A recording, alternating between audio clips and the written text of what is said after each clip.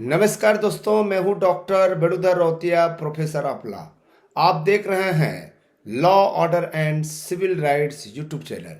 आज हम शिक्षा और कानून व्यवस्था से जुड़ी एक ऐसी खबर लेकर आए हैं जिसने पूरे महाराष्ट्र को ही नहीं, पूरे देश को हिलाकर रख दिया है। हाँ दोस्तों, 28 जून 2026 को होने वाली शिक्षक पात्रता परीक्षा यानी कि टेट को पेपर लीक की साजिश के कारण अचानक स्थगित कर दिया गया है। पुलिस की मुस्तैदी ने करोड़ों रुपए के इस काले कारोबार का भंडाफोड़ किया है। अब जब मैं आपको दिखाने जा रहा हूं, वह इस मामले की सबसे महत्वपूर्ण कड़ी है। महाराष्ट्र पुलिस के वरिष्ठ अधिकारी इस पूरे घटनाक्रम पर प्रेस वार्ता यानी कि प्रेस कॉन्फ्रेंस कर रहे हैं। चूंकि यह प्रेस वार्ता मराठी भाषा में है, इसलिए आपकी सुविधा के लिए हमने इसका हिंदी अनुवाद तैयार किया है। आइए पहले सुनते हैं कि पुलिस अधिकारियों ने इस बड़ी साजिश के बारे में क्या खुलासा किया है। फिर हम इसका विस्तार से कानूनी विश्लेषण करेंगे। चलिए, सबसे पहले ये जो पुलिस के जो वरिष्ठ अधिकारी हैं जो कुछ कह रहे हैं उसके बारे में हम समझने की कोशिश करते हैं। नावं काय आहेत, कुठून आलेले आहेत, कुठल्या राज्यातले आहेत? अच्छा, हे जे आहेत हे सध्या आमच्या ताब्यात 3 लोक आहेत। हे एक हरियाणाचा राहणारा आहे आणि 2 हे बिहार राज्यातले आहेत। हे एकंदरीत आता पण केलेल्या तपासामध्ये ही माहिती कळली की ते सगळे दिल्लीवरून आले होते। मग त्यांना कुठून पेपर मिळाला, कोण कोण ह्यामध्ये सहभाग आहे, या सर्वांचा तपास चालू आहे। पेपर त्यांनी ऑलरेडी विकला होता तर विकायला आले होते, म्हणजे कोणाच्या हातात पडला होता? आजचा आमचा जो जी ट्रॅप लावलेला आहे त्यामध्ये ते विकायला आलेले होते असं कळलेलं आहे।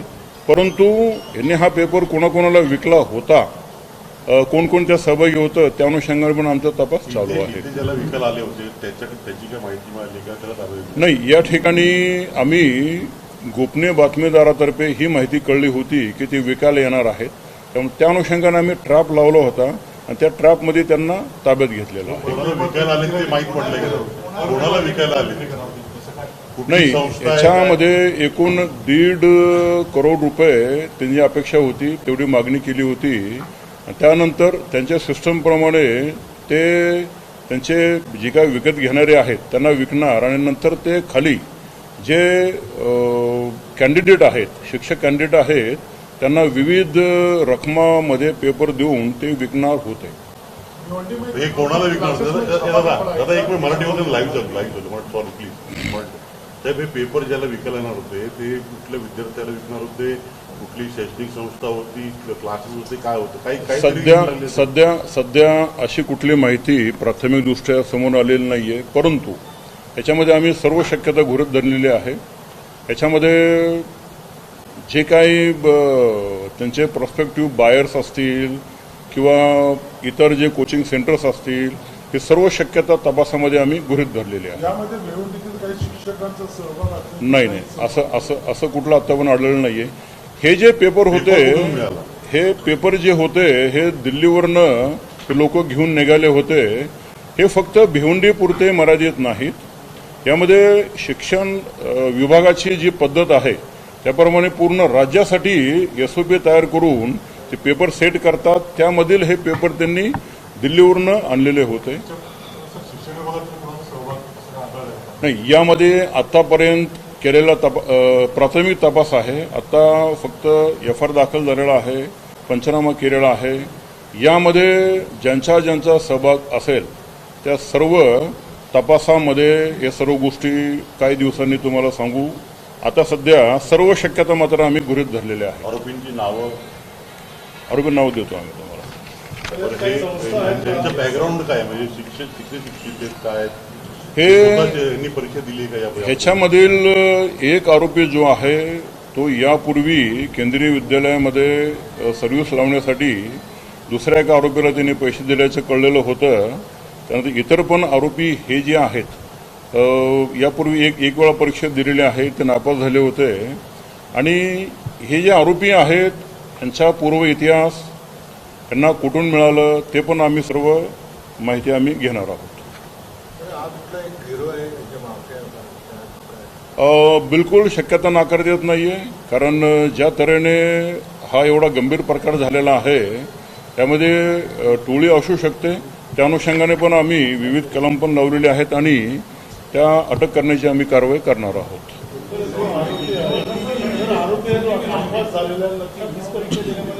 नाही, दुसरी केंद्रीय विद्यालयामध्ये जॉब दिला होता ना, कुठल्या आरोपींनी परीक्षा दिली त्यातल्या कुठल्या आरोपींनी यापैकी कुठली परीक्षा दिली नाही, आतापर्यंत नाही आढळलेलं.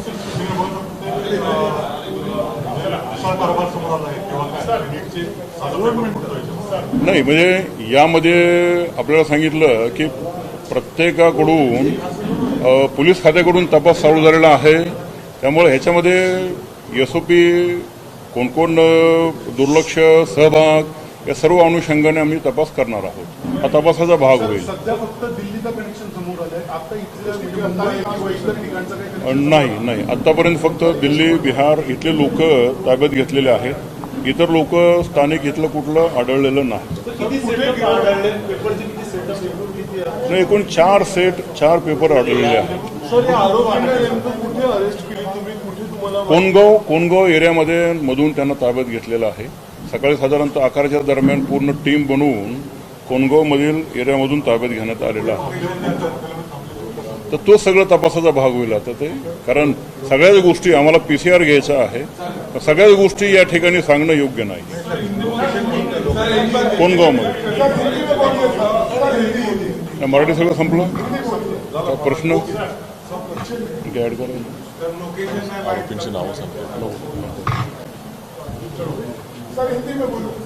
ओके, आप सबको जानकारी है, कल 28 तारीख को महाराष्ट्र स्टेट में TET शिक्षक पात्रता परीक्षा होने जा रही है. आज सुबह यहाँ के DCP Zone 2 पवन बंसोड़, इनको एक गोपनीय बातमीदार के तहत एक इन्फॉर्मेशन मिली थी कि कल जो पेपर होने वाला है वो पेपर बेचने के लिए कुछ लोग आज भिवंडी शहर में कोनगांव एरिया में आने वाले हैं. उन्होंने पूरी टीम तैयार की, डिकॉय तैयार किया, ट्रैप लगाया. तो सुबह 11 बजे के दरमियान हमें उनके टीम को मालूम हुआ कि 3 लोग यहाँ पे ये पेपर बेचने के लिए आए थे. उनके पास बातचीत होने के बाद उनके सर्च में कुछ पेपर्स मिले जो कल की जो एग्ज़ाम है वहाँ पे जो पेपर आने वाले थे वो उनके ताबे में मिले. शिक्षण विभाग के जो सीनियर ऑफिसर है उनको कांटेक्ट करने के बाद ये वेरीफाई हुआ, उन्होंने भी वही कहा, रिपोर्ट दिया कि ये वही पेपर है. इसलिए उन लोगों को हिरासत में लिया है, पेपर जब्त किया है. उनके पास से कुछ मोबाइल, कुछ डेबिट कार्ड, क्रेडिट कार्ड ये भी जब्त किए हैं. इसमें ये कार्रवाई में अभी तक 3 लोगों को हिरासत में लिया है. ये 3 लोग दिल्ली से यहाँ पे आए थे. उसमें से एक जो आरोपी है वो हरियाणा का है और 2 आरोपी बिहार के हैं. ये तपास एकदम सीरियस है, इसलिए हमारे वरिष्ठ अधिकारी उनके आदेश से एक स्पेशल इन्वेस्टिगेशन टीम, विशेष तपास पथक का गठन हुआ है. उसमें जो यहाँ के DCP है पवन बंसोड़, उनको यहाँ पे मेन बनाया है. उसमें 2 ACP और 9 PI, API, PSI और लगभग 20 अधिकारी कर्मचारी, इनके तहत एक SIT का गठन किया है और अलग अलग राज्य में ये टीम सामने भेजी है. आगे जो आरोपी है, ये पेपर किन्होंने कहाँ से मिला, किसने इनके पास दिया, ये सब जानकारी लेने के लिए आगे का तपास हमारा चल रहा है. ये 4 सेट मिले हैं. जो बातचीत चल रही थी ये ट्रैप में, उनका 1.5 करोड़ की डिमांड थी. वो 1.5 करोड़ में पेपर बेचने के बाद जो लेने वाला है वो आगे अलग अलग जो बायर है उनको पेपर देने का उनकी सिस्टम थी. लेकिन उसके पहले ही हमने 3 लोगों को हिरासत में लिया है और पेपर जब्त किया है। सर, इसके पीछे कोई छापेमारी हुई है क्या? नीट के क्लास चलाने नहीं नहीं नहीं, वैसा भिवंडी में कोई छापेमारी नहीं हुई है। इसमें ये पेपर लीक करने वाले कहाँ से आया, कौन कौन इसमें शामिल है, उन सब एंगल से हमारा तपास चल रहा है। बड़ा गिरोह हो सकता है, आपको लगता है?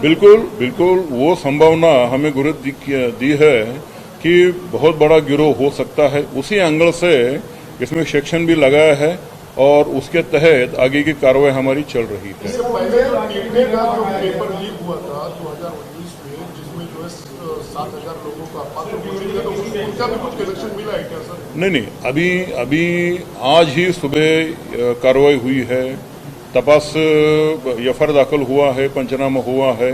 ये बहुत जल्दी इसके ऊपर कुछ अनुमान लगाना वो गलत रहेगा।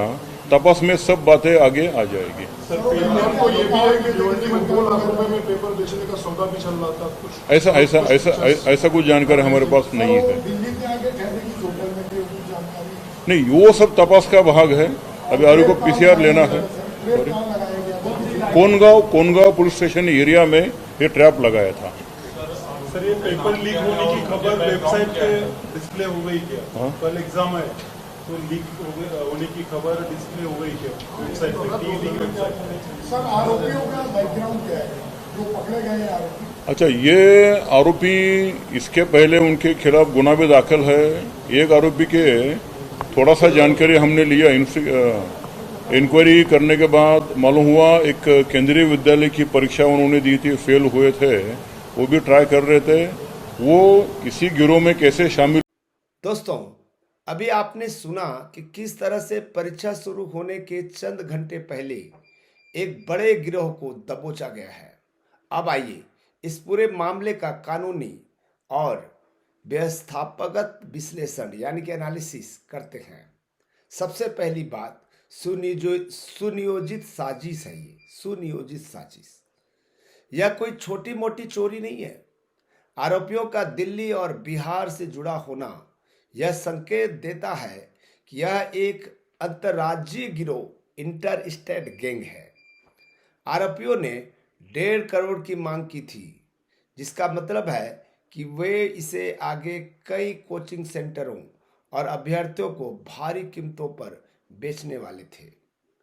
कानूनी कार्रवाई और एसआईटी, पुलिस ने न केवल एफआईआर दर्ज की है, बल्कि 20 अधिकारियों की एक विशेष जांच दल गठित कर दी है। यह दर्शाता है कि प्रशासन इसे आतंकी कृत्य के समान गंभीर मान रहा है। बहुत ही गंभीर है मामला ये। आरोपियों के खिलाफ कठोर धाराओं के तहत कार्रवाई की जा रही है। तीसरा है पारदर्शिता का सवाल।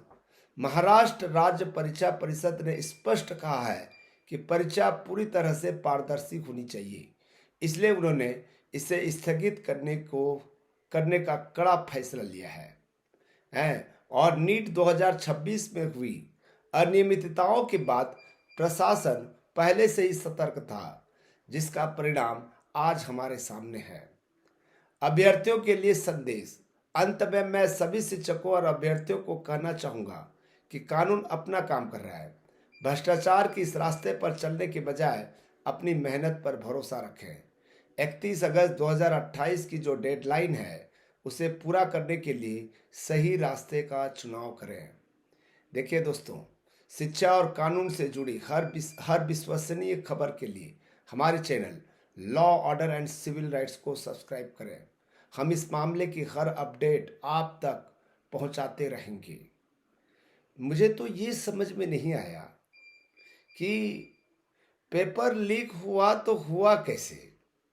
ठीक है, दिल्ली में पेपर का प्रिंटिंग हो रहा था और जहां से पेपर प्रिंटिंग हो रहा था वहां से लीकेज हो गया, लीक हो गया मामला जो है। ठीक है ना, ये हरियाणा और बिहार के जो गिरोह हैं, ठीक है, ये तो केवल मार्फत है, माध्यम है। इसमें मुख्य गिरोहों को अभी पकड़ना बाकी है। मुख्य गिरोह में कौन हो सकते हैं? एक अकेला व्यक्ति ये सब कुछ कैसे कर सकता है? ये पॉसिबल है क्या? ठीक है, मुझे तो नहीं लगता ये पॉसिबल है। इस तरह देश में परीक्षा को लेकर अविश्वसनीयता चल रही है, तो जो बेरोजगार साथी हैं, जो हकीकत में मेहनत कर रहे हैं, उनका क्या होगा? उनका भविष्य तो अंधकारमय है। ठीक है दोस्तों, आप क्या सोचते हैं? जरूर कमेंट्स में लिख कर बताइए। जो मैं आपको बता रहा हूँ वो कोई फर्जी नहीं है, ये तो मैं आपके लिए सबूत के साथ में प्रस्तुत कर रहा हूँ। ठीक है दोस्तों, thank you, thank you, thank you.